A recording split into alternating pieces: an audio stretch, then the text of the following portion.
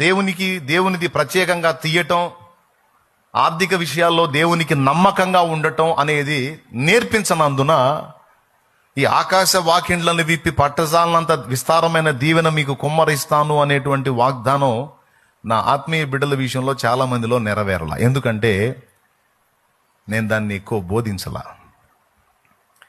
ఓ రకంగా చెప్పాలంటే ఇది నేను నన్ను వెంబడించి ఆత్మీయ బిడ్డలకు అన్యాయం చేసినట్టు. పౌలు కూడా ఇదే మాట అన్నాడు, నేను మీ ధనమును వినియోగించలేదు, మీ ద్వారా నేను సేవ పొందలేదు, ఇదొక్కటే నేను మీకు చేసిన అన్యాయం, నన్ను క్షమించండి అన్నాడు. తెలుసా మీకు ఆ మాట?